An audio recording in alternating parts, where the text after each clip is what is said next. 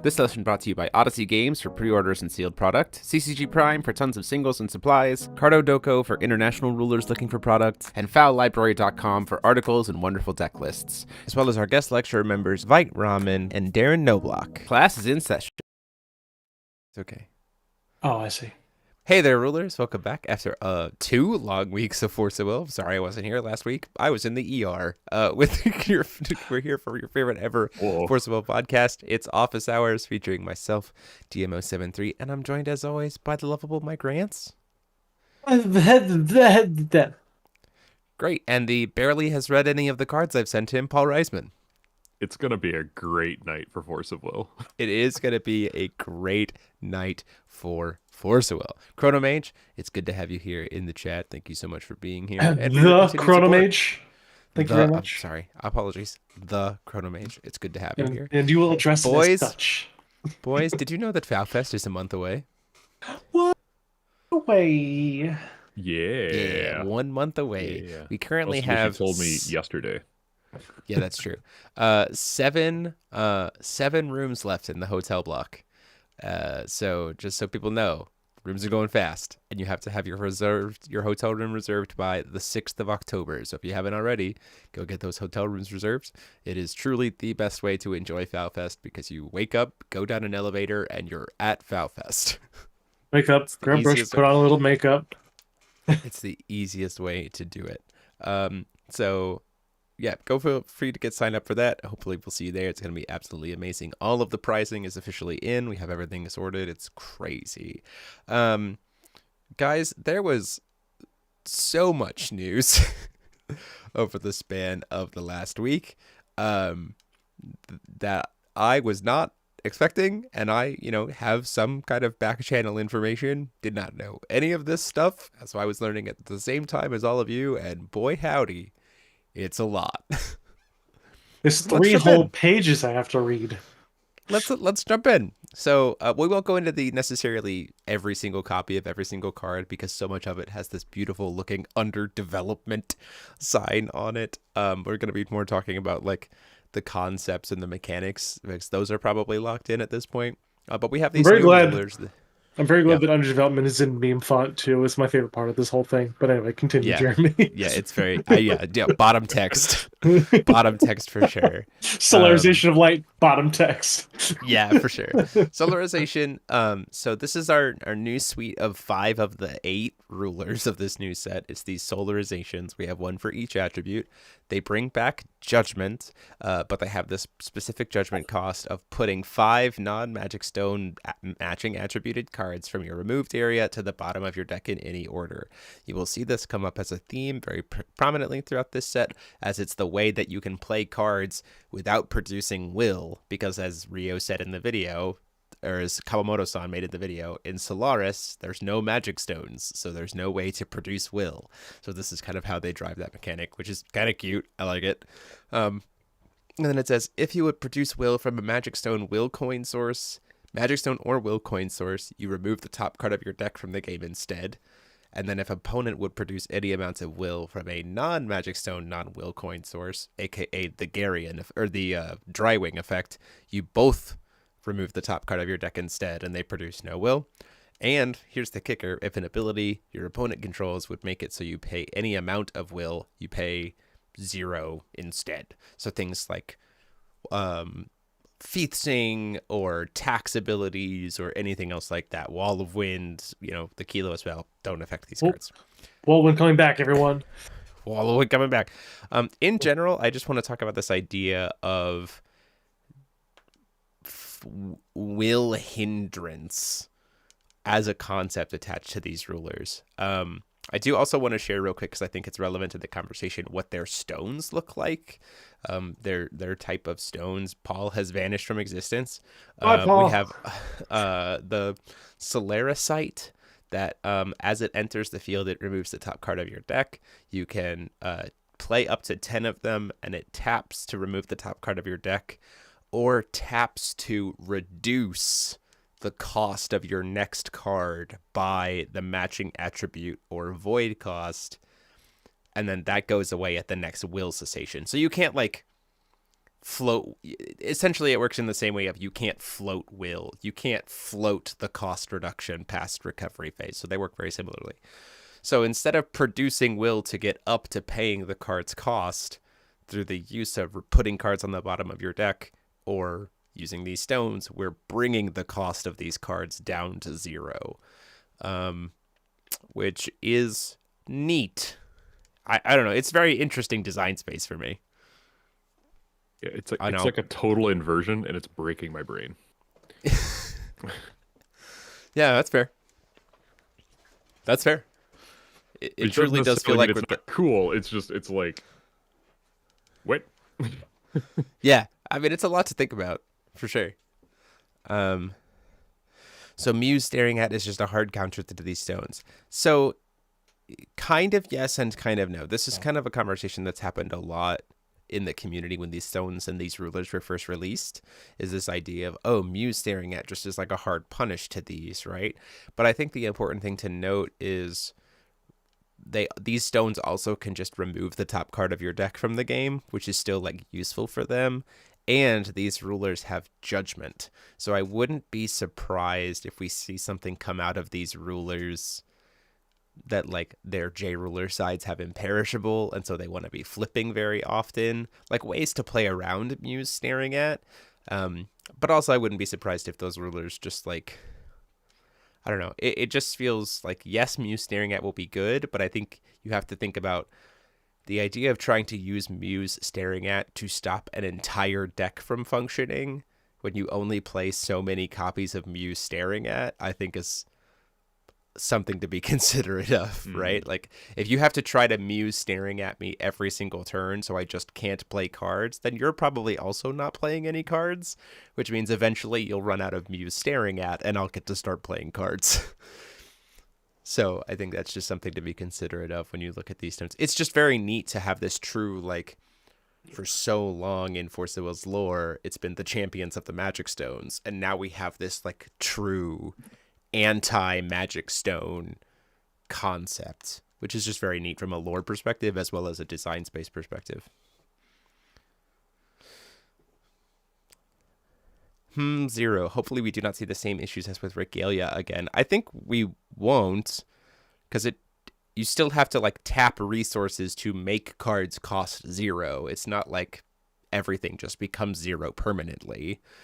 And I think that's that beauty of the fact that you can't carry the will reduction through when will ceases to exist, which is a good design space.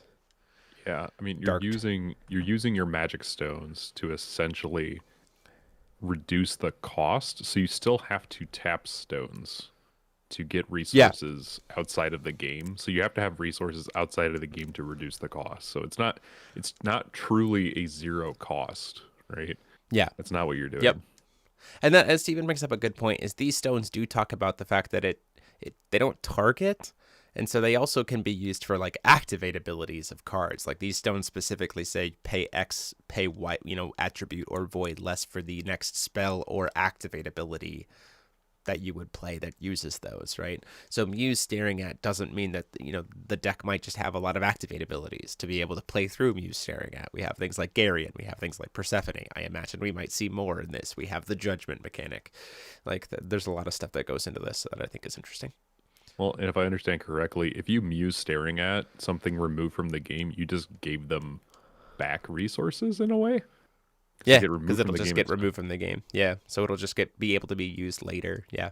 So again, like, do I think that Muse staring at would be a good tool against these decks? Yes, I think it will be a helpful tool to like hit their power play. But then again, those decks will then know that they have to play around Muse staring at, right? It's not like an unknown piece, and so they'll probably build their decks to be able to play through it. So you can't just like hard slam Muse staring at every turn and tell them to not play the game. Mike, very interested to hear your idea. These stones make my brain have to do a little bit extra thinking for pretty much the exact same thing that a magic stone do. This is so I'm gonna play a little bit of devil's advocate here because I really like to do that. Yeah, go for it. very interesting that this is the first set in a while that I feel like the card design of Force of Will is way more flavor forward than previous ones. A lot of the time with FoW Oh, cards, yeah. you like look at the card and you're like, yes, that is 3 paragraphs of text describing what a card does. Why is it on a small anime girl? And there's no real, Yeah. lore Yeah. reason. Yeah, yeah, But yeah, for sure. now it's like, hey, we're in Solaris. Nobody has magic stones. Here's how they get around it. Here's their thing. They can't produce will. And I think A, that's really cool. And I think B, it's going to be super underpowered and it's not going to do anything to the metagame. I think when you see the stuff that we have coming, I think you will be surprised. I But will also, be surprised. yeah, but here's the other thing that I have about this for sure is you're talking about lore reasons. When they did the video before we even saw the rulers or the stones, they did like a little like paragraph about what the story is, and the whole idea is even the power of the moon protection entities won't always work because it can't reach Solaris because of like how far away it is and like how cut off from the world it is. And if you look at the rulers, they say you can't produce will outside of a magic stone, which means you can't use the moon children's filters at all. So like I'm like, oh yeah, no, that tracks. Like that's a pretty cool, just like lore Checks driven, out. like that's pretty neat. Like that's pretty cool to me. So like obviously we have a lot to see about these cards. We've already seen the next mechanic, which kind of plays into again why these decks are going to operate, and Yeah. that is this I will. concept. Well, Go ahead. I like to add one more thing. I think that this mechanic, while A, being very cool, I think that it's going to be a like kind of like a balance break in terms of the colors or attributes or whatever we want to call it at Sure. this point. Because like my brain looks at these cards and says, yes, solarization of light. Yes, solarization of water. Ah, yes, solarization of fire that can suddenly judgment on like turn 2 by dropping a what's her face? The goddess that removes your hand from the game to draw you the same number of cards. Oh, sure. Sure. And I I mean, think I that's think that kind of like I don't know, like it's cool that you can do it. Like it's not going to stop me from trying to just turbo judgment whatever the fuck is on the back of these solarization cards. But also, I'm yeah. just like, why would I run any of the rest? And I So think that's just this is something to talk about here for sure. And I think they have, I think, done a really good job with what you're talking about, in the sense that we have this next mechanic. So we're gonna pull it up right here because it hits 2 of my mechanics, which is Warrior of Solaris Fire. It's a 1 red, 1 colorless warrior, gears Solaris, 5/3, whatever. Blah, blah, blah. We're not really dealing with the effect. It brings up one of 2 mechanics. The first one is Solarization, which is this idea that if you're familiar from Delve in Magic, Delve from Magic is this idea of it's similar. you can move cards from your graveyard to the bottom of your deck, right? Is it bottom of deck or removed from game? Whatever. You move them You, somehow. yeah, And then for every one removed, you reduce the void cost by that many, whatever. Solarization is like Delve, but properly reverse tweaked. stealth. It's reversed delve, but also it's all or nothing delve, which is an important Yeah, distinction, because delve was like, say the void cost was like 4, you could delve for 2 and you could still like get the discount that way. Solarization is you have to pay the full void cost by putting cards of the matching attribute from your RFG to the bottom of the deck. So Warrior of Solaris Fire is a good example of being a cheap one, but if there's one that has like void cost 4, void cost 6, void cost 8, you'd have to put 8, 6, 4 to the bottom to be able to pay just the void cost. So you still need to find a way to produce the base cost as well, which that'll have other implications. So that's going to be a main mechanic of this set, is a lot of solarization. They've said that specifically. Keep in mind that these cards don't have to be played through solarization, which means they can be used in other decks, which I'm grateful for. I think that's a good distinction to make them, because some of these will probably still be splash playable. But it is cool to have something that's going to be really giving these rulers like an engine to kind of go with. And you're right, Guardian of Elseviria, Gatekeeper of Elseviria might be just really good. In aggro these deck decks. that gets big thing and gets judgment go. Brrr. Yeah, and the Brad package spells also exist to help as well, for sure. You can turbo judgment pretty much all of them. Yeah, you're not wrong with the Brad spells as well. and then Delve is from the grave to RFG. Yeah, I knew it was similar to Delve. The other mechanic that we have here, which honestly I kind of hope just replaces swiftness, like just kind of across the board, is belligerence, which is the idea that the rule something that has belligerence can attack J resonators the turn that it comes into field. It can't attack face. It can only attack J res. That to me is a mechanic that I would absolutely love to just permanently replace with this. Make it the more predominant. Make it the predominant I can attack the same turn effect. It's a very cool idea. It gets into really cool spaces of like something that has belligerence plus first strike or belligerence plus precision. Like there's some really like that's something that would be a really cool combination. Swiftness in general has just felt overtuned. I feel like there's at some point there has to be a pretty high number of cards that have belligerence plus precision, just because most of the time, like a situation where belligerence is good is a lot narrower than a lot of people probably are going to give it credit for. It's like, yeah, for sure. Because people are going to think of like Russian Hearthstone or Russian Shadowverse. Shadowverse did it first. Oops. Belligerence plus Bane is even pretty good, right? Just neat. To be able to like play it and crash it into something, right? Like that. I think that's a cool design space of hasty boys that we've just never really explored before, and yeah. I think overall it's kind of cool to see that introduced into the archetype. And so let's talk about the idea of this solarization effect of an alt ways to pay for the void cost. What's your guys' thoughts? Good. Get a thumbs up from Mike. I'm not going to say it's good or bad, but I will say that it has definitely really made me think about deck building from a completely different perspective. Sure. And I'm here for it, frankly. I'm kind of with Mike, right? Like the game for so long has been, tap your ruler, get a stone, play thing, swing, or play spell, or do whatever, and then life points go 0, right? I mean, it's been that loop again and again and again. This is so much different because it's remove cards from top of your deck. I mean, honestly, Mike, it sounds a lot like Convergence in a lot of ways. Which you still haven't played, so right. It's life decking. It's life decking without being life decking. Yeah, because of the fact that you can put cards back in the bottom of the deck, it doesn't feel as like scary to try to utilize this mechanic.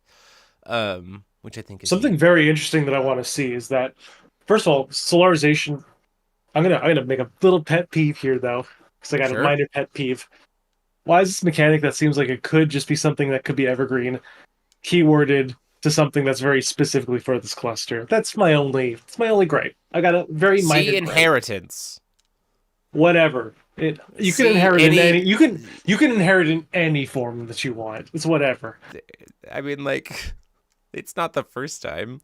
It's not the first time, but this one, like, it's got the name in it. But the fact that it's not just like only geared towards making like just the top deck remove stuff good. Like, I could see people just like loading up their grave, death scything like 3 times, and then solarizationing like 5 billion things. Like, death scythe exists. That's real. Multiple death scythes exist. There are certainly decks that are going to try to make use of this that are not the Solarization deck. I feel like it's probably going to be where their best home's going to be, honestly. I feel like people are going to come up with crazy combos. If you can like pay alternative costs to play things, and all you have to do is remove some of your own cards from the game. Oh no, how am I going to do that with my 0-cost card that I could just discard for effects and then get back and do this and that? Like, there's going to be some wacky tempo decks. It's going to make my main problem with something like that is it feels like those decks are going to get clunky as all get out. Oh yeah, like, of course. They're gonna get very, very clunky, and that's my one piece about Solarization. Clunky combo decks is my name. No, that's fair. I mean, like, let me preface this by saying that sounds really, really, really, really fun. Like, I think as a deck building concept, there's a lot of cool space to be explored there. But I also want to preface that with you're gonna make your deck clunky. Like, trying to shove a Solarization concept into your deck is not just something I'm gonna be like, yeah, you should just do that. It's gonna be really easy. It's not. Just do the Solarization. It's fine. It's good. Yeah, for sure. You did great. Yeah, for sure. Next cards that I want to talk about, we're not going to go into each individual ones that have been spoiled again. I do want to talk about, because it brings forward this new idea of these Solaria's cards. There's Solaria's Fates. Fire, Wind, and Light are the ones we've seen, but they're under development. I'm going to bring up Wind specifically because I think it has some interesting implications. It's a Solarization edition. It's a Gears card. Eins says hello.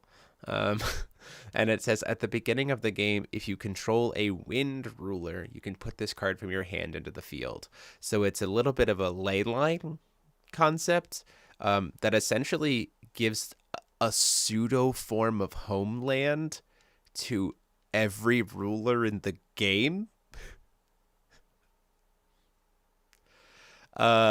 Which is very interesting at the cost of like having it in your top deck and having it, but still, like, that's kind of neat. I kind of really like that, especially when you look at these effects, right? Remove the top card of your deck, choose one. Until the end of turn, both players pay one void more to play spells for each spell they already played this turn. Players can't chase it. I'm sorry, are you playing against Gas Killua? Please tap this and tell them stop. Just tell them to stop. Right? So it effectively reads: you played a card this turn. Your next costs the next card you play costs one void more. You play that. The next one costs two void more. It's like this card in general is going to like. This card is saying play on curve. Like, stop trying to play ahead of curve. Just stop it. Which is cool. And honestly, I think gives a lot of powerhouses to the idea of decks that judgment, right? Of like, they can slow the game down by like having this in their opener and forcing their opponent to play a little bit slower, which is really cool. But this idea of these like Leyline style effects that's what I kind of wanted to talk about. Like, what is your thoughts about this idea? So I've never been a huge fan of the Leyline mechanic. Personally, I feel like these ones kind of get around a big issue I had with Leylines, where it's like, Sure. if you draw the Leyline, you're just like if you draw it after your initial opening hand, you're like, this is useless. But with these, you can still Solarization to them and get the full effect even without having them for free. And that's really, really nice. Am I happy that they're gears for Eins to get and then tap to get their effects? Not so much, but it's whatever. It's fine. I think the only reason why I'm okay with the fact that Eins could possibly get these is the fact that their effects are both sides. Like, all of them are hits the like equal-sided floodgate, right? Like, the light one is if you look at that red one and tell me that you give a shit about somebody preventing damage. If a card would be put into a graveyard from anywhere, remove it from the game instead, right? That hits both graveyards, right? Like, no one can send cards to the graveyard. Oh no, my Brad is going to the graveyard and getting removed. I understand that there are ways to I understand that there are ways to make sense of that ability and kind of abuse that ability, but in the same time, I would much prefer that I have to think through that ability than just, I start the game with a thing that hoses you over. Get wrecked, nerd. You know what I mean? Like, that's Jeremy. Let me go. Yeah, you can anyway. go. It's fine. And the red one says, damage can't be prevented, which is from both sides. I think that one will probably play more into what Solaria is. It's like why that's important for her, I guess. I could say this thing being the sideboard against any Darktree matchup is hilarious. Now we've had two cards in two sets that just give any deck an out to Darktree. All you have to do to make the old broken stuff worse is to make things red. That just splash red. You don't even have to splash red for this, boyo. Well, you need to be able to pay the base cost. With that. What? You have to pay the base 1 cost if you're doing Solarization, or you have to be a fire ruler to start the game with it. Yeah, whatever. So read cards, Mike. So we're saying Leyline, is that another? That's a Magic the Gathering term. These were cards that if you started the game with them in your hand, that you just got to play them for free. And if you did, they were 4 cost cards, which means they were useless. Star for forever. Yeah, sorry. Yeah. Okay. Just need a red ruler. So those are neat. We have a lot of cards there. I do want to talk about the fact that we learned a little bit about. Now we're going to show some artwork off, just purely artwork wise. We learned about the fact that there are a bunch more replicants that are coming down the line, which makes me kind of pseudo happy, but also kind of sad that Generate Replicant is not getting one of the Errata reprints, which we'll talk about in a little bit. But these are very clearly based off of the 10 high gods from DBV. We've got Perfect Loki, or a Loki. Sorry, on screen here, which is very cool artwork. Sorry that they're blurry, but it's just what you're gonna have to deal with. The images we got were blurry. Freaking Deus Ex Machina looking like a champ. Just like absolutely super cool. We got demonic looking zombie Kaguya. Looking. Wait, where's Demonic Kaguya? She's not on the sick. screen yet. She'll be about to be on screen. Is this also on Converging Wills? It should be. Or you could. I'm just not seeing it. Okay, well, you. Okay, well. Oh my god, Replicant Athenia has revenge. Replicant Dante.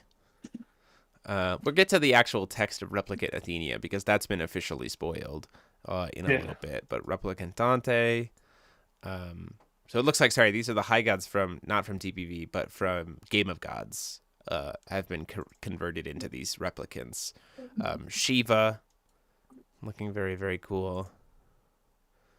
Genshi Tenshon, who was not the ruler from Game of Gods. It was Dragonflame, who was also Genshi Tenshon. Just like the lore of that card is just okay. Don't care. It looks super cool though. And then like how his beard is like flying up into the air. It's very fun. So I can't find. I thought I grabbed the artwork for Odin and Gnarly and Alice. I don't think. Oh, I grabbed and Athenia. I can pull up just Athenia's Replicant Athenia's text because she's here. Under development. Under development. Bottom text. So 1 green, 1 black replicant with Solarization 3, Drain Bane, 5/12. Enter, choose up to 1. If you played a card with Solarization, you may choose up to 2. Or you may choose both instead. Banish up to 5 special magic stones. Put the top X cards of your magic stone deck into the field, where X is the number of stones banished this way. Rest up to 2 target entities your opponent controls. 5. Rest up to 5, yeah. Rest up to 5 entities your opponent controls. And then she has pay 2 green, shuffle all magic stones from your graveyard into your deck. You gain Y100 life and draw X cards. Or sorry, you draw X100 life and gain X cards, where X is the number of stones moved this way. And then Revenge, double black. Remove target resonator from the game. Search your opponent's deck, hand, and graveyard for all copies that share a name and remove it from the game. Your opponent shuffles their deck. Play this ability only during main timing and only once per turn. So if something died on your turn and the chase is empty, you just get to remove something and steal every copy of it. That is a 5-drop. If I've ever seen it, it's absolutely terrifying, and I friggin' love this card. It's a 2-drop, technically, if you play it with Solarization. It's a 5-drop. Shut the fuck up. Shion says hi. Very cool. Also, very cool. Rest card. up to 5 target entities means also stones. Yeah, I mean, like, that's never been good. That's never been good at FoW. Sorry. Yeah. I'll just float will in response. That's fine. I'll use it. It's okay. Sure. I think it very might be cool. relevant. No, it's not. It's not even relevant with the new stones, because you can just remove your stuff from the game and stuff. Yeah. This is a very cool card. I really like it. It's neat. And then we also had the artwork is also crazy sick. Then we had Replicant Alice, still under development, but I did want to show the artwork for the Falling Alice. Bottom Good old text. Wednesday. Good old Wednesday. Giving me some Wednesday Alice bottom art. text. Yeah, using Athenia to remove your own cards. Look at that. And then she does a similar kind of thing where she gets a bunch of all of them are like these pseudo versions of their DBV selves in a sense. at least some kind of hindrance of it. So like Replicant Alice has a pay 5 will cost, just like the old DBV one, and she gets a bunch of skills if you have, those things in your graveyard. Oh But my. this is the crazy thing. Reveal the top 3 cards of your deck. Put any number of resonators of different total costs from among them into your hand. If you played this card with Solarization, you may put them into the field instead. Remove the rest from the game to use later. For Solarization. Yeah, for sure. For Solarization. Sure. Piece of case. Just gas. Oh my god. Gas. Yeah, this card is very, very good and will absolutely see play. Like, it's crazy. And then we also saw Replicant Nyarlathotep, who is just a reskin of DBV Nyarlathotep. Literally just card for card, pretty much exactly the same. Thicker. Just a different stat line. Just a different stat line and doesn't need the awakening. But she's Solarization 4, Swiftness, Bloodlust, Pierce. Put 4 Fire Moon tokens. If you played it with Solarization, put 6 instead. And she can banish a moon token to prevent damage, banish a moon token to burn something, but it is to each J/Resonator, by the way, not just one. And then banish 10 to give her plus 4,000 this turn. Oh, and recover herself. So she can swing, pump herself up to gain an extra 4/4 or 40/40, recover, hit you, and then if she didn't kill you, hit you again. I like that if she didn't kill you part. If she didn't kill you, hit you She's again. also got Pierce, which I don't believe the original had. It did not. It mainly just like burned Bloodlust. counter. It mainly just like burned counter to moons to make sure that it connected. We're not unbanning Tales of Fantasia. Here have this Atlas instead. Yeah, that's true. That's true. I really do like that the unbanning. I really like that Alice does like make the callback to the original like Master Rune from a AOA that Adam had, where you like look at the top 3 and you draw ones that have different costs. Like nobody remembers that card because it was trash, but put it on a body. Oh yeah, this is one thing too. Her banish to prevent the next damage to be dealt to her is kind of huge because it also says until end of turn, this card cannot lose its abilities. So it's just like you cannot stop her from just banishing more moons at that point. Go ahead, try and stop me. You can't. Just shoot her with any kind of spot. Yeah, girl staring at what? Death. Staring at death. Yeah, it's very cool. I like this card a lot. A lot of these replicants are fucking probably going into the cube. You're also banishing 10 wounds. Like I diagnose you with dead. Anyway. I diagnose you with dead. Claw in chest, dead. That's so funny. Oh goodness, that's so great. But yeah, I really like these. Just like, I think they're great costed wise, right? Like this isn't coming down quickly. It takes like unless suddenly we're slamming again the Gatekeeper of Elsevaria nonsense. But like, it still takes you 4 cards in the RFG that match fire or light to be able to play this card for still a base cost of 2, right? Like you're still having to like invest into these cards, which is very cool. And just effect wise, I think they're very sick. Like it's very cool to see these like high cost creatures that we're not just sloughing off because like of the impactfulness of when they land and kind of the way to be able to play through them, which is nice.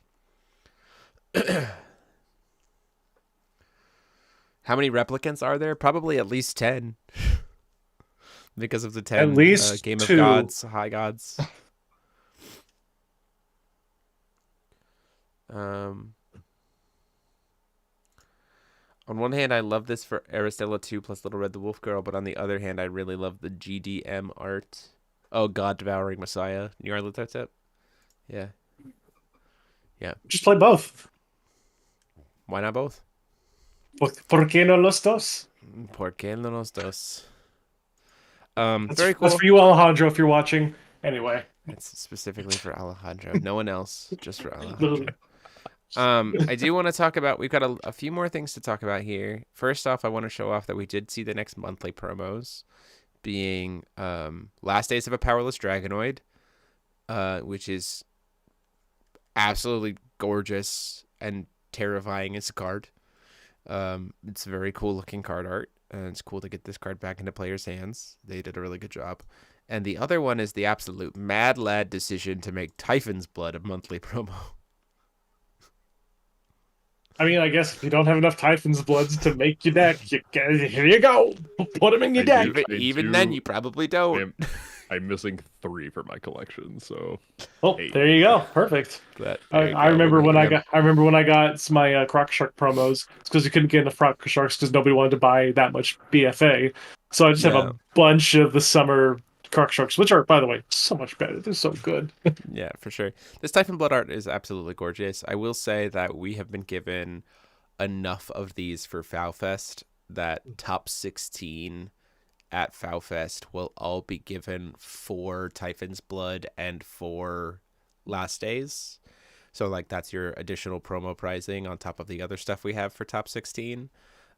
So, just a heads up that if you top 16, you'll be well on your way to starting to be able to play full promo Typhon's Blood. You just have to convince half of the top 16 to give up their Typhon's Bloods, and there you go. You got it. Got a full deck. Perfect. Yeah, easy. Piece of cake. No problem. Easy.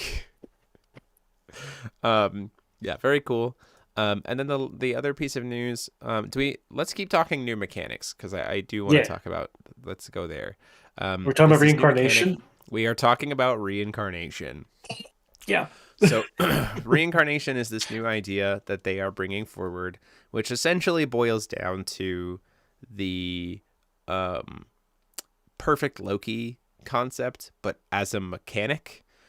So once again, these resonators all get to be able to be cast for full casting cost, or many of them have solarization, or some of them have solarization, but they're very expensive if you don't do solarization. And then their alternative is, as you perform judgment with a matching ruler, you can pay the reincarnation cost. It's pretty much 0 across the board to be able to put these guys into play instead. They enter the field as a J ruler. They do not keep the resonator type, much like back with Game of Gods. But the other thing to note is they keep the name and the abilities of the J ruler that they are replacing, which is introducing the concept of the stack, a stack, which we'll talk about in a minute too. And then they also have their own crazy abilities on top of it. And so far, we've seen 5 cards that have Reincarnation, being Rhea, Ayu, Alice, Gil, and Nyarlathotep, which is those like mech artworks done. The only effect we've seen is Rhea's, which is as this card, as you play it. So again, as part of the resolution of Judgment, you can remove any number of mystery counters from anything. If you do, you can reduce its cost. But also enter, you may search your deck for any number of cards named Darkness Blood. Don't know what that card does. Put it in your hand, shuffle your deck. God's Art, I'll pay 1 black. Search your deck for a card named Glint of Insight and play it without paying its cost. Neat. What? Instant speed, 1 time per game, Glint of Insight. Let's go. And then, by the way, you got any of those Typhon's Bloods? Yeah. And then instant speed, put a mystery counter on a J ruler you control. Play this ability only during your turn, and only if you control a ruler named Rhea, 4th daughter of the Mikage. So inheritance is essentially just a way to, in this case, it's a way to accelerate Rhea's mystery counter generation, which is a very nice thing for Rhea.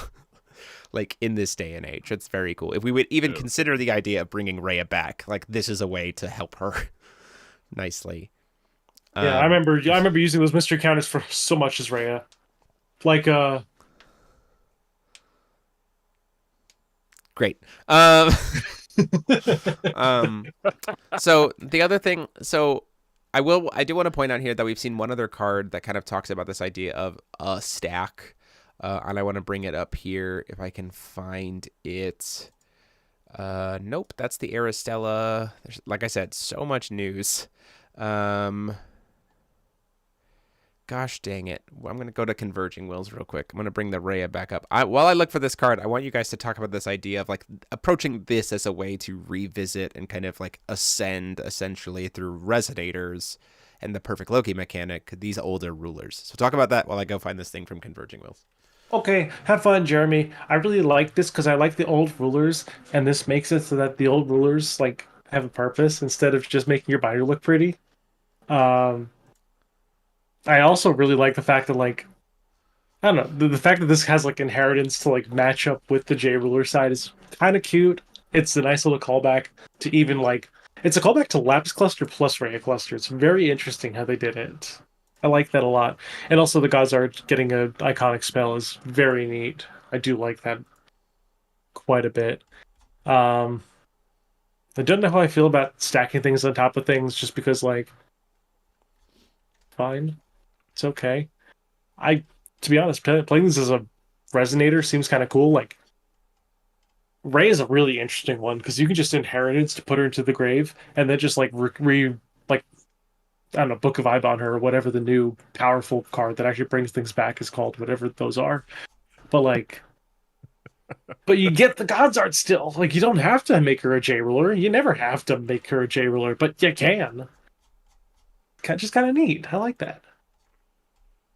Yeah, I mean they have Mythic, so if you put this on your J ruler or not, you can only have one on the field.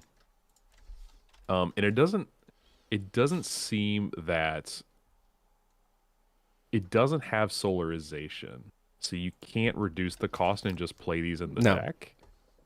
Um,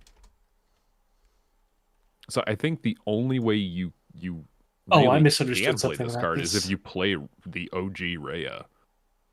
At least in terms of playing it cheaper, unless you want to play Yeah. a Reanimator package. I just realized that I totally misread the Reincarnation part. I thought you had to pay 7 while you're judgmenting, and you as you play her, you get that. You just pay 0. Just It's the perfect Loki mechanic, essentially. It's just like yeah, it's a it's literally modified just cost to the judgment. It's like OG Order, right? Kind of. You only get this resonator. Um, yeah, it's very fascinating, and I'm very fascinating to see what like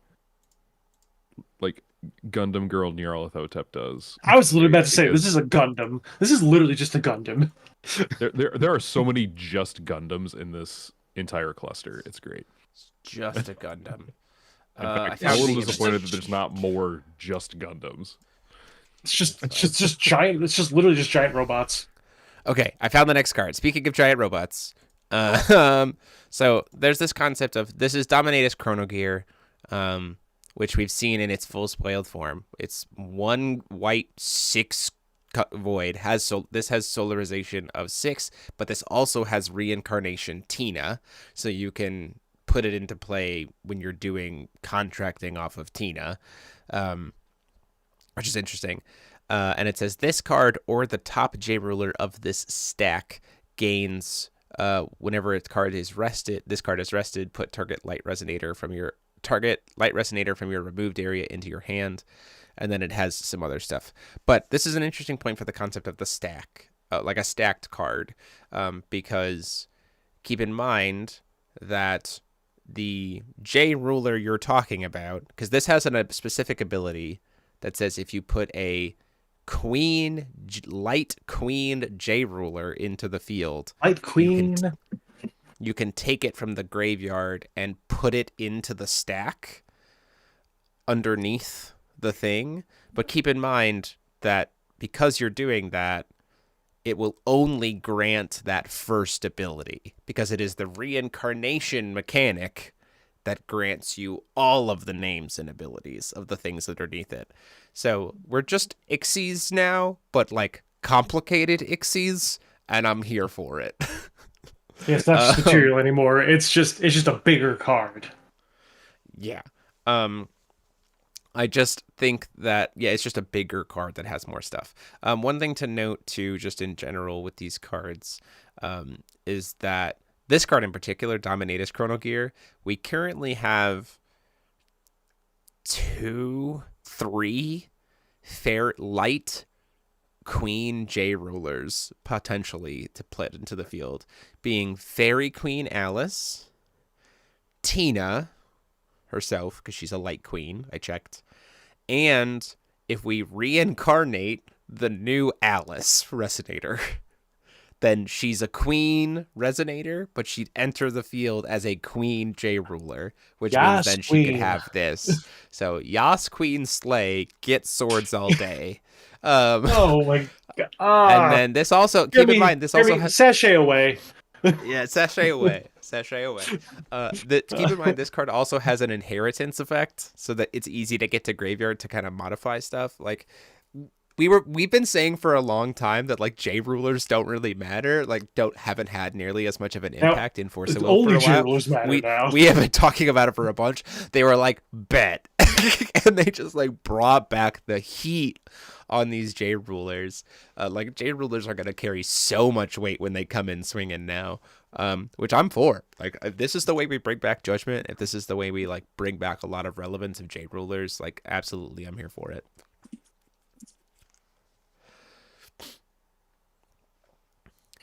Legend arms from your bing under your bing bungus from top of deck. Tina's a queen, isn't she? Nope, 7-star fairy. Oh well, I can't read. That's fine. It's okay. You just reincarnate Tina into this. It's me fine. Anymore. Yes. Hold on. Let me fix something. Let me. If you kill, so yes. So GR Zurza, if you kill one of these, the whole stack dies. Yes. If you kill the top thing, all of the cards go away. The J ruler flips back to being a ruler. All of the cards from the stack go to the graveyard.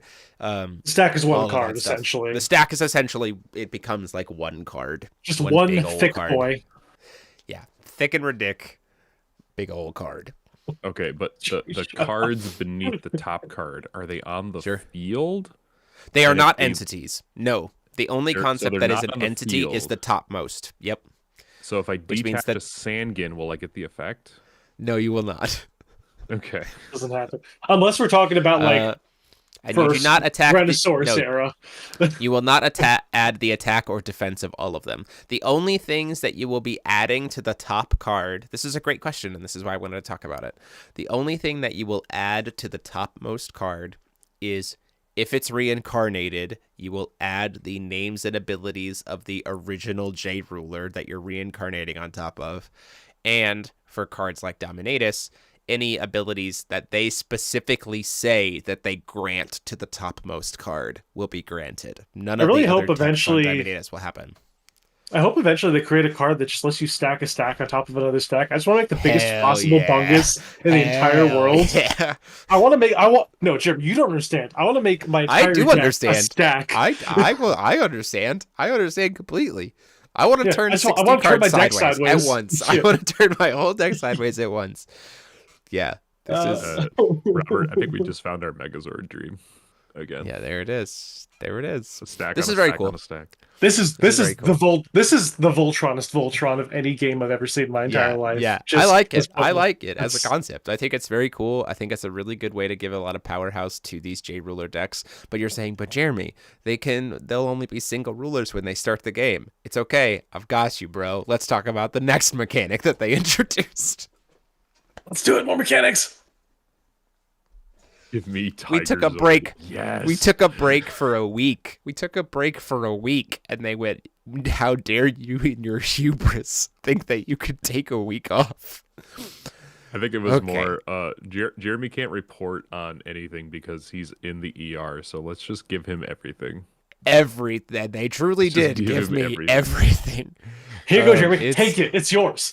Yeah, so I'm going to do some quick little finagling here so that we can make this look pretty. 1 second. We can see more of this card. Jeremy, you always look pretty. Aw, thanks, buddy. You too. Sparkle. So this is Aristella and Hyde. We have seen these cards pairing artwork in the poster, so we know that there will be a pairing of rulers for all 5 colors. Aristella and Hyde, Killua and Brad, Vega and Electra, T2 and Falchion, and then T2 is Falchion with water, fire, and then Asuka and Reinhardt. So we know that's coming. These are rulers that have the rate or resonators that have the races of their pairings. This guy says 3 white. You can pay 1 void or 1 white less to play this card if you control a ruler with Aristella or a ruler with Hyde in its name. Pay 1 blue, rest all non-fairy resonators. Play this ability only during main timing, so an Aristella's type effect. Pay 1 black, target ninjutsu card in your graveyard game's remnant until the end of turn. So a Hyde type effect. Crazy. And then it says, when this card leaves the field, you may take a ruler with Aristella or Hyde in your removed area. Oh my gosh, it's so voidy on here. You may reveal it. If you do, the game into yep. Yeah, and put it into your ruler area while removing any moon children you have from the game. So you essentially say, "Screw you, children," and you get another real person. In the words of Aristella and Hyde, "Fuck them kids." Pretty much. And then they say, gain a will coin. Which that's a crazy thing that we're just giving people will coins in the middle of the game with have these different attributes, or gain a Shinobi EX area based on so that you can have the EX area to play with essentially whatever you're going to be bringing in off the top. So this is bringing in this concept of like ruler swapping. Like we're just going with ruler swaps. Like that's just a thing that we're doing, which is so crazy for me. I also really do love that baby Gnarly is fighting with X at the black cat in the background of that artwork. I just like absolutely just try to kick the shit out of each other. It's so funny. Yeah, that's why the kids are gone. They're just off fighting in the distance. Just like just get out of here. Let the adults play. Get out more of this, please. But yeah, more of this. But it brings up this. That's Dominatus again. That's another card. I want to bring up this card right here. Oh, that's a zoom in of the effect. Hold on. Again, I told you we have so much to talk about today. Let's do this one. This is the card that's talking about how we're going to get these other rulers into play, which is very cool. That's what I kind of wanted to talk about here. So we have this light card. Again, apologies for needing to zoom it in. Liberation. This is Liberation of the Light. This is card from that was spoiled. Sideboarding rulers has always been such a cool idea. Yeah, I agree. So Liberation of the Light has a cost reduction effect at whatever. Destroy target light J/resonator you control and up to 1 target J/resonator your opponent controls. If one of them was a J ruler, you get the other effect. You can swap your Solarization of Light to a light ruler with Judgment and a light ruler with Partner. Essentially, the concept there is you are destroying the Solarization machine, letting free the J ruler inside, and having them join up with one of the partners and put it into the game. Or you can, if you control a ruler with Hyde in its name, you can put a ruler named Tina from outside the game into the field, which is very cool and lore driven because Hyde was like paired up with Tina in the Clash of the Star Trees. And then you can remove this card in your graveyard from the game to produce 1 light will. Spend this will only to play the judgment process of a light ruler. So this is very clearly how we are going to get other outside the game judgment rulers into the field right now and give them kind of a partner to mess around with. But wait, there's more. Jeez, there's so much more.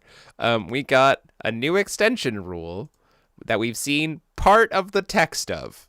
Not all of, part of the text of. Again, I'm gone for 1 week. And iSpy's like, no, you're not allowed to leave. So, this card says, as a ruler named Alice Girl of the Lake, the Dusk Girl, so Scarlet, which is very interesting to me, Ayu or Rhea, Gil or Rhea, 4th daughter, is put from your outside the game into your ruler area. You may also put this card into the field to start using it. And it says, whenever a J ruler enters the field under your control by the judgment process of your non-starting ruler, you either did I clip it too hard? I think you I might have thought I clipped had. it too hard. Destroy up to one target non-magic stone entity and draw a card. So every time you judgment, you get an additional perk. What did we say? We were like, J Ruler's not important enough. Bet. This whole set is going to be so J Ruler focused. It's ridiculous. And I am here for it.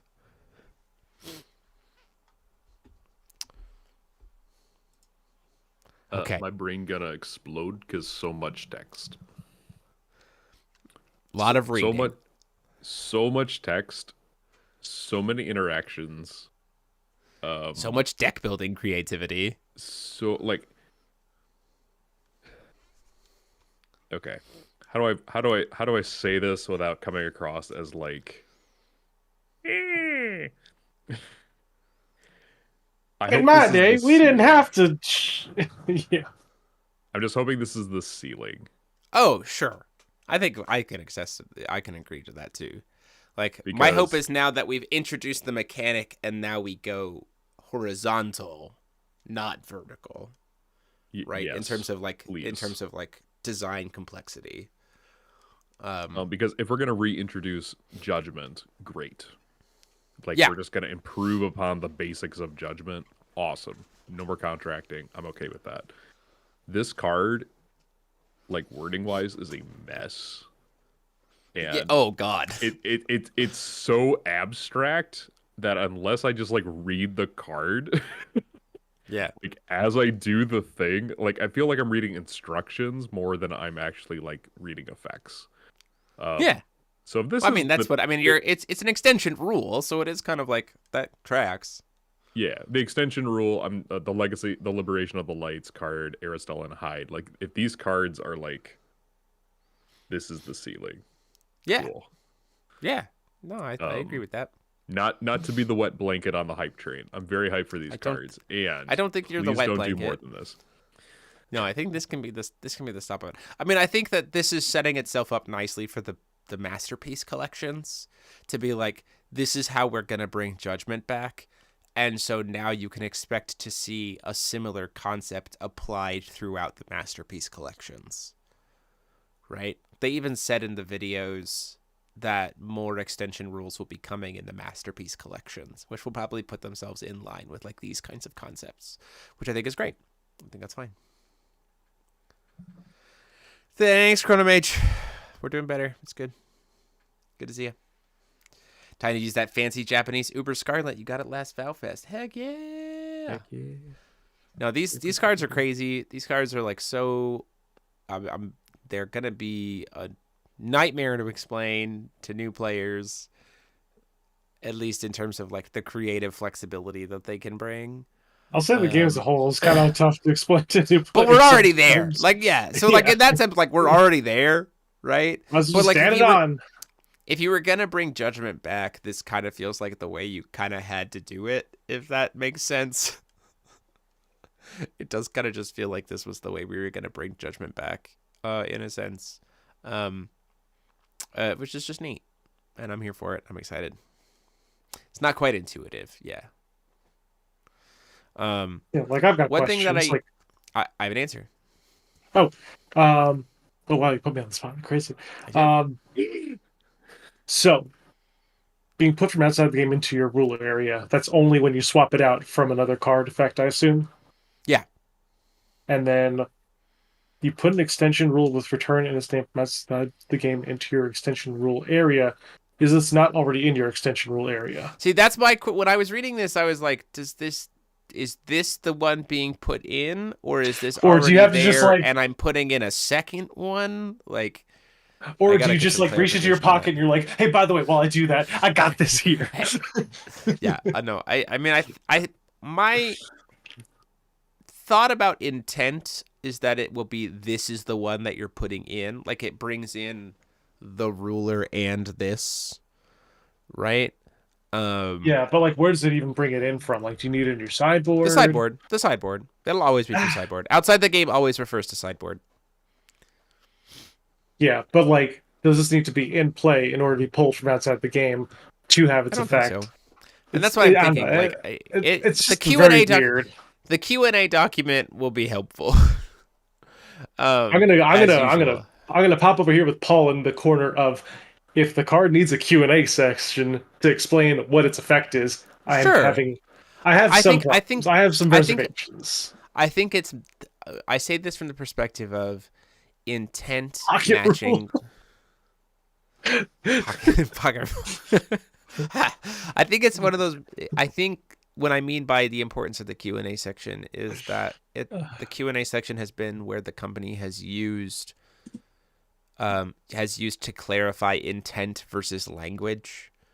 Because of the language barrier, right? Like something doesn't seem correct grammatically in English, so the application is unclear. So we use the Q&A document to apply and make clear what the intent is through the language. Not that it will need an explanation to be able to make sense of, more that they will use the Q&A document to clear up the intent, which I think will make how it works very obvious. It's just the only, because if this thing said put this card, if it said put this card from into the extension rule area as you put the other one in, we wouldn't be confused. Like, it would be very obvious. I'm bringing in the ruler and I'm bringing in this card. But the fact that it's like referring to itself, but also potentially referring to something that's not itself is like, Yeah, like I don't really feel get like it. I feel like the language this card clears up a lot of what this card needs to refer to. Yeah. Also, they wouldn't say return in its name if this is the only option was return to judgment. I But agree, and that's why if they again ever put out new ones, then that kind of it causes makes that things. gray area, right? Yeah. So Well, and the like Q&A Steven document said, they Go ahead. are going to update the comprehensive rules. Yes. So it says a player may not have more than one copy of any extension rule in their extension rule area and their sideboard. So that would presume then Got it. that Okay, that makes a you lot more can sense. put it from your sideboard into the field, and Yeah. you're good to go. Yeah. Okay. It Can you makes sense imagine when that it's you 10? Can you imagine that it's 10:05 and we're still not done? Yes. We got Still have more. more stuff to talk about. My But back wait, hurts, I can there's tell. more. This is truly insane. Welcome to So that's all of the. welcome to the podcast, the movie. Yeah, for sure. Overall, very hyped, and they just gave us so much. Can we just talk about in general the framework of the fact that we got these, like, Rio did these like back to back to back to back 4 days in a row, like, update videos that were like 4.5 minutes long, and they like really clearly explained the new mechanic like very clearly and showed off cool stuff, and also gave us a spoiler at the end of each one, And like, very clearly. and like that to me was so cool to see the company doing that. Like, that is the kind of thing that I am wanting to see more of every single set. Like, please do every single time. Super awesome. Rustin, let's all pop an invisible Dr. Pepper for Rustin. Popping Mountain Dew. And by Mountain Dew, I mean smart water. Water? Yeah, there you go. Smart water. Like, it's empty already. Do But the do. Anyway, so the company also told us what the next Memoria pack is going to be. So first off, we know that every single box of H6 is going to have a contract pack. So it's going to have one of every 6 contracts from H2, which is dope. Let's get those into people's hands. Those are cool cards. And then we also got a list of what was going to be reprinted. So we got a few things. We got a card that is going to be you're going to get 4 copies of it, called, I can do some clipping of this. We're just doing some live image cropping. Hooray. To make this make sense. A new world emerges. You'll get 4 copies of that card. Don't really know what the implications of this card is, because we don't know what a new world type card types really do, but that'll be interesting, and it's cool that that's just being introduced to everybody. But also, you will get one of each of the following cards, which some are just straight reprints and some are errata reprints. So we'll get Oberazuki and Flute getting reprinted, Vampire Astrologian and Flute Captive Dragonoid, which is awesome. Those are cards that people have been wanting for a long time. I think Flute is like $16 on TCG Player right now with base rarity, and Oberazuki is sold out everywhere. Fairer Spell, one in every single box, which is awesome for people to get hands on. And then the 3 Errata reprints. The first one being Prototype Magi Trooper. Now, a 1-cost card that has God's Art Overcharge to make it cost 0, but only usable if you're playing as Ainz. Yes, please. This is a really cool way to get a card off of a ban list. And in a way that's very easily accessible by all kinds of people. And we're going to tell Dan to stop giving us pre-release kits as part of our contract and start giving us boxes. So that we could just have all these reprints to hand out to players. Yay. But this is really cool. Yay. What's your thoughts on this idea of an Errata reprint? It's good. I think this is how you solve the problem, and you do it quickly without having to print an entire reprint set, right? I think there are certain card games where they've learned that is not the right way to do it, and this card game has figured out, okay, we'll sidestep that, and we'll just give you the card. Mm-hmm. So, there you go. I like it a lot. So here it is. Have fun. It's on the ban list now. So if you want to use your old versions, just remember the errata. Good for you. But if you are new to the game or don't want to think about the errata, here's an easy way to get the new artwork or the new text. That being said, I can also imagine a world in which we don't have this ever happen again, and we just get straight reprints of stuff that is hard to get, just as like bonus cards. Right?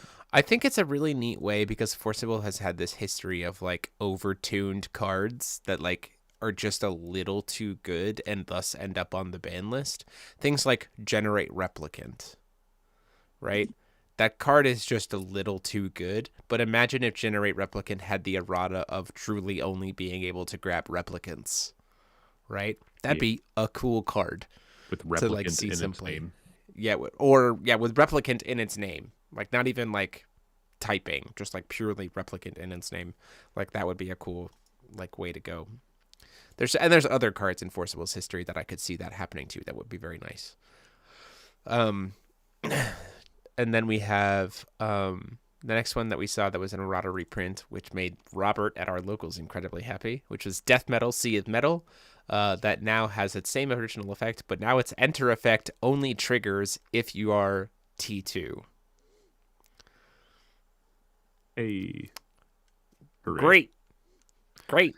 This get my Goo Boy back. Yes. Does it help Goo Boy? Not at all. Does it make it so that Goo Boy at least gets to play his Cocoon in the main deck and feel good about it?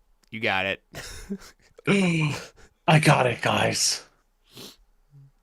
We can use Death Metal, Sea of Metal with the 60-card infinite stack, and then give it Eternal. And then give it Eternal. See? We're learning together. The Megazord can't be destroyed. Take that. There you go. This is a cool card to see come back. I like that it's back. And then lastly, we got Solari, the Religious Nation. It just says if it only comes into play rested if it's brought into field off of a Cocoon ability. So if you hard cast it, it comes into play tapped or recovered. And instead of banish a Resonator token you control, it's destroy a Resonator token you control. Which means that Mika has a way to blow up her own stuff. To contract more often, which is a cool little buff to Mika. Hooray! This card's still atrocious. I do appreciate this. I think this card specifically is the reason why I hated Mika so much, and now I don't. Yeah. Thank you. Mika contract playable. Let's go. Yeah. Yeah. Berserker can go super aggressive and enter with Eternal. Okay. That's true. You can.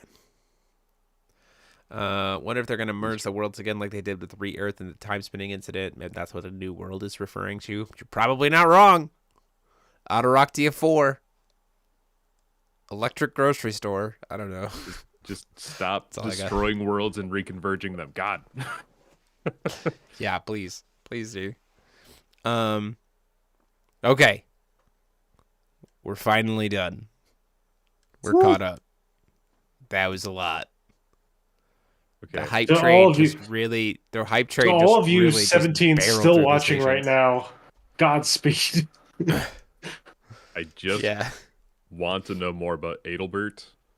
I just want to know what the place outside of all of these worlds is called. I just want to go into like the greater multiverse. Let's Yeah. go.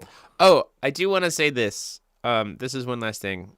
We were asked many times in many discords whether or not we would do any kind of changes to the format for FoWFest with these card and Errata announcements. Paul and I talked it over. Because technically these still say under development on them, and there has not been an official Errata post by the company, as there has been in the past. Like they did an official Errata post about Origins of the Seven Lands, even though we saw the artwork for it far in advance. We will not be changing the format of the main event of FoWFest to include these cards. That being said, we are going to encourage people to bring a deck for Memoria Collection 3 format as a side format where we will take current Wanderer ban list modified with these 3 cards and allow it to be legal. So the side event format will allow you to play updated Solari Religious Nation, updated Death Metal, updated Prototype Magi Trooper in current Wanderer format as a side event for the event. So we are encouraging people to bring that and try that out. But we wanted to put that out there as well. So there you go. Do you think all 5 colors will have a card that shops for a Judgment Ruler from the Incubator Rulers? Yep.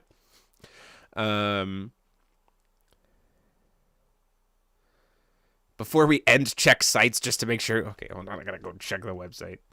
Did they let anything else go? No, nothing new. Haven't missed anything. Vegan, Electra, Aristella and Hyde, Killua and Brad.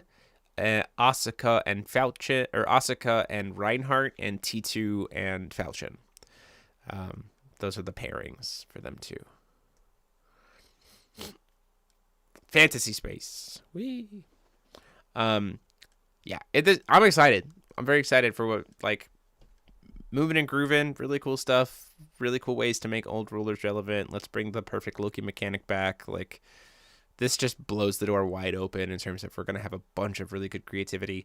And one thing that we've heard for a few years is that Force of Will has kind of lost some of that initial hype interest that comes from the unique flavors of the J rulers, like the standout like J ruler concept, right?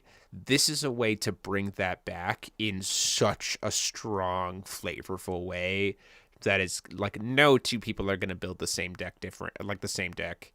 I will say one very important thing about hi Zoro. One very important thing about like modern FoW, since I'll even go back to say is like when I kind of started losing interest was literally when Order came out, because decks just felt very samey, if you want to say it that way. Like obviously everybody had like cards that interacted really well with their revolution mechanics and all that usual good stuff. But at the end of the day, it was just like your J ruler is literally just flipping and then something else is your J ruler. Your And J ruler then, was a keyword as opposed to just being like a J ruler, right? And then when the Moon Children came out, it's just like, all right, cool. Every deck is the same. You just play the 2 best Moon Children you can find, and you get like one spell that works really well with your main ruler. And that was really it. But now we're actually getting like, I don't know, we're getting interesting stuff. We're getting like ways to Meaningful build differently. judgment is huge. Like, and I think that's Honestly, the biggest yeah. part about it is the fact that Reincarnation is 0. And it's not, you may play this card. It's a modifier to resolving judgment. You just right? You Like, just like be that. like, it's the perfect Loki mechanic, which honestly was one of the coolest things to come out of DBV. Like, Yeah, I could flip it honestly. normally. You're like, I could flip it normally, or I could flip it into this, right?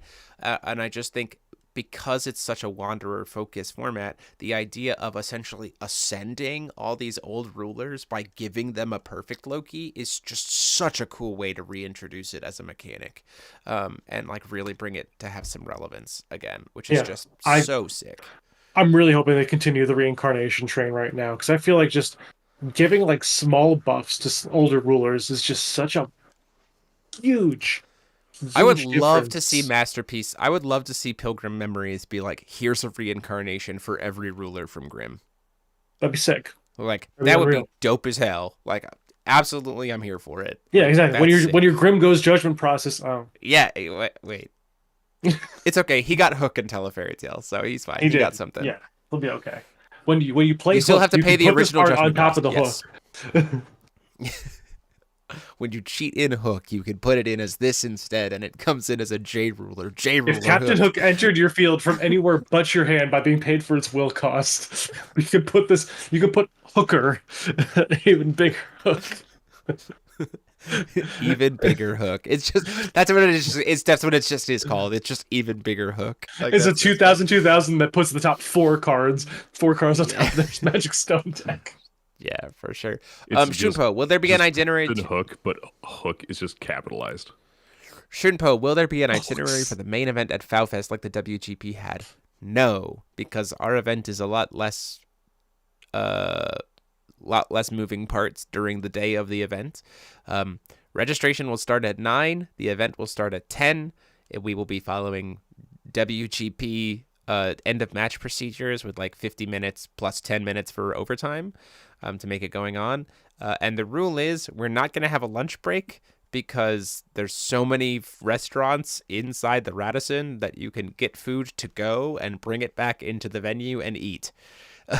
So feed yourselves, will be the rule of the day. No lunch break, and we will be starting side events. Start at round 3 on Saturday and play all day on Friday, and then start at round 3 on Saturday and right at the beginning of the day on Sunday.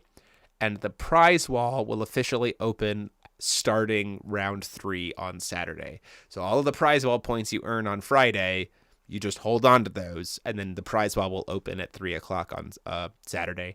And the reason why we're doing that is we don't want people who can make it there super early on Friday to just buy out the prize wall before people who maybe can't get there until Saturday.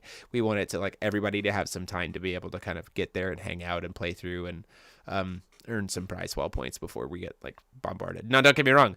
I have so much stuff on the prize wall that I don't think it's possible for you to buy me out very fast. I will probably be having stuff left over at the end of the event, but that's kind of the idea of it. We have a lot of stuff. Please try. Yeah, please try. I would love to take 0 things home with me at the end of the weekend. I would love to be cleaned out. That would be huge. I have acrylic, all of the acrylic prize walls, or the prize wall acrylics are done. The only things right now that I'm waiting on is the stuff that's being brought with them from the crew from France that they're donating, the Replicant deck boxes. And also, don't forget, Friday night, if you want a chance to win one of those Replicant deck boxes just out the gate, we're having a cosplay contest on Friday of FoWfest. So, if you want to put together a Force of Will cosplay and enter into a cool cosplay contest and hang out, and get made into an acrylic for the following year of FoWfest, that's also part of the prize, is that I will make you into an acrylic of your character for the following year. Then make a cosplay for FoWfest and bring it on Friday night. And the winner also gets a Replicant deck box, which is pretty sick. It's like $200. So, yeah, as expected, this took us a lot longer than a regular podcast, but so much cool stuff that is super great. Yeah, show up in a bubble suit painted to look like Reunion. Do it. Absolutely. I'll put it on you got it. So, it's going to be great. Any closing thoughts, gentlemen, about just this entire week of news? I hope for many more things that are like this, and I hope to see mechanics like this just keep getting added to FoW. Like, there's a lot of good stuff that could just be evergreen in this. Doesn't have to be tied to the set. There's a lot of mechanics that can be tied to a set. These ones I hope to see a lot more of across the board. I agree. This is like truly feels like just a flurry of like FoW renaissance of what they're like bringing and like the way they're approaching it and what it introduces. It's very cool. It really shows me the design team has capacity to really stretch the way they design cards. Where so many card games tend to fail in this regard is that they invent new mechanics like this and they either break the game or they don't make an impact or they just feel convoluted. Admittedly, this is getting a little into the convoluted side, but I think it'll be much more natural once we actually like play with the cards and it makes more intuitive sense that we're like shipping things to the bottom of the deck as opposed to tapping stones for like will generation. I think it'll make a little bit more sense, but I like that it's stretching me, right? And I want more of that. I really do. Order was a really interesting concept in going in that direction. Tag was a really interesting concept. Now we're getting into Solarization, which is very, very weird and very cool. So just keep stretching us. Just make it a little bit more intuitive is where I'm at right now. Just make it a little bit more intuitive. Yeah, and we'll get there. Okay. Well, that closes us out for tonight. It's going to be a good time. I'm going to go eat dinner.